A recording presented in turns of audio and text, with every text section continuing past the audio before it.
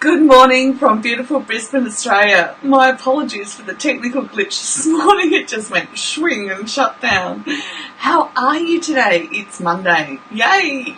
We get to start off the week on a really soft, gentle foot. Welcome to Recovery to Remission, and my name's Linda. I'm a trauma recovery coach. The information I'll share with you today you can take to your therapist or to your trauma recovery coach and get them to help you with structure, with strategies, and that are personalised for your individual life. So it helps us with structure and strategy to change our neurobiology, okay? Now, today we want to look at recognising and managing cognitive symptoms of stress. So oftentimes we don't pick up, and it's quite normal until we've trained ourselves, we don't pick up that stress is happening because we're wired from childhood to manage the stress in a variety of ways, okay? So we just plough on through, do what we've got to do, get to the end of the day and then pass out. But we don't want to do that anymore. We want to be able to live our life in a manner that is filled to overflowing. So how do we begin to recognise stress in our day-to-day lives? And for people who haven't had or don't have complex PTSD, then it can be hard for them to understand, how can you not see this? Well, I'm not wired the same way as you are, okay? I'm wired to live on high alert and survival mode. I'm not wired, literally wired in my brain, to notice what's happening for me. Alright, so I have to be willing to train myself to identify what is happening for me and then as an adult learn how I can put into place structures to recognise it more earlier. Okay, that probably didn't sound like very good English, but it's like, how do we phrase that in a manner that says I've got to sit down and recognise A, when it's stress, and B, I've been triggered, and C, then teach myself to recognise it at a quicker rate, all right? So that I don't go down the anxiety and depression tunnels, all right? Now, it's all work, yes, but one of the best ways we can do it, sorry, I'll just grab, is keep a little notebook, all right? So in Australia, you can just go to Kmart and grab a little notebook for $2 and keep track of what your stress symptoms are. So I'll just run through a quick list of symptoms that actually for us with complex PTSD can show that we've been triggered. Okay, so inability to concentrate, seeing only the negative, anxious or racing thoughts, okay, so you know when they're just bouncing off the walls like you wouldn't believe, difficulty in decision making, trouble learning new information, all right, and learning new information requires memory and retention, and our short-term memory is not the best, okay, it's something that we can work on, but it takes work. Constant worrying, nightmares, guilt, poor judgment, forgetfulness, disorganisation. Now, I want to stress, okay, so I want to put emphasis on, for those watching this that are wanting to learn about their family or their partner, this is not what you, okay, let's rephrase that. If you were to take these ingredients, this list of cognitive symptoms, and you've not experienced trauma, then your first thought is going to be, oh, that's manageable. Absolutely, we can manage that, all right? But with somebody with complex PTSD, that's not their first thought, and their first thought is driven by wiring in childhood, which is fear-based. And look, for the love of all things, don't you ever dare say to somebody who's got complex PTSD, oh, it's just this and you'll get over it. It doesn't work like that. We've got to get down to the neurobiology all right, and understand it in order that we can rebuild our minds. And actually, I'm thinking about rephrasing it to build our minds, because we lost everything that somebody who doesn't experience trauma in childhood, we lost any example of that we might have.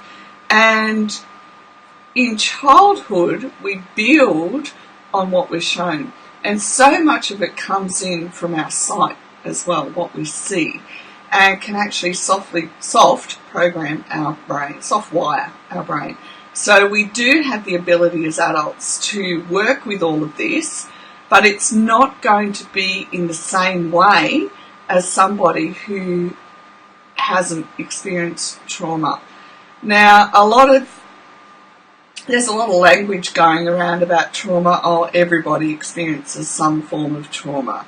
Or everybody is, let's just whitewash the whole world across into everybody. And it's just not true. With complex trauma, we are wired. Actually, I like to say I'm wired back to front, and I've had to learn how to wire myself from the front backwards. And it's probably true as well. But we can't go around saying, oh, just get over it. That's the attitude. If you say to somebody, oh, look, we've all had trauma, just get over it. No, this goes far deeper than anything you can imagine, and it affects our whole internal wiring, our nervous system, our parasympathetic and sympathetic nervous system being both running on full wire, and so much more. So don't talk in ignorance, start to learn about it. And look, I've got over 250 videos on a YouTube channel where you can sit down and begin to understand how complex trauma is. It's named for the complexity. Okay, so what do we want to do to help us recognise and manage cognitive symptoms of stress? First of all, I want you to relax, and I want you to feel really safe and comfortable that you have been triggered. If you are experiencing these things, and I'm not talking triggered where people say, oh, that triggers me. Listen, you can't talk when something triggers you neurobiologically, all right? Because your whole body is, especially when you get to my young age, is frozen, okay? And look, there's a whole lot of levels that we've got to get down to unfreeze. But we can be triggered emotionally and go, well, that really pressed my buttons. But when we're triggered from our brain, okay, it is diabolical, the response that happens. Frozen, flight or freeze, fight, flight or freeze. So fight or flight. So some people, when they get triggered, come out fighting, okay, which can be a bit scary because it's not who they are normally. But this is when you know that it's coming from our brain wiring from childhood, is that we're not seeming to move forward, okay? And we've got to want to move forward as well. We can't just sit and wait for things to happen. So when we're triggered from trauma, our limbic system goes into fight, flight or freeze and detaches from the prefrontal cortex, where all our ability to make sense of all of these things is actually in there. All right, so we don't have ready access to it. So saying to someone who's triggered, look, think about it this way. Well, they can't, all right, because their prefrontal cortex isn't attached into this situation. More than likely, they just need you to sit there and be with them and just breathe slowly until they can get their whole body and brain functions calm down. And imagine what it's like for you when you touch a hot plate. Like you pull your fingers back and you're ouch and screaming. Well, that's kind of like what it's like on the inside when your brain gets triggered. It's like it hurts, it's painful.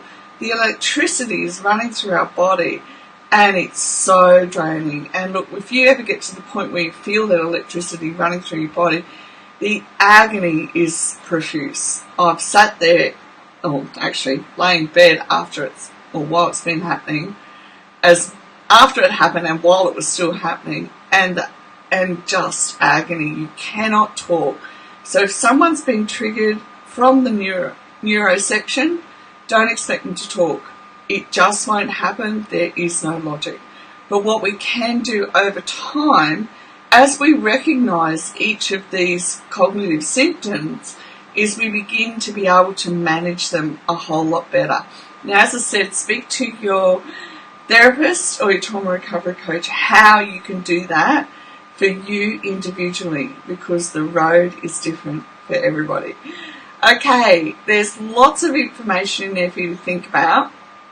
Take just one piece, even if it's sitting down and breathing 5 seconds in and 5 seconds out for 1 minute every day. You're going to start rewiring your system and feeling a whole lot better as well. Okay, have a gorgeous day, and I will see you again tomorrow morning. Bye for now.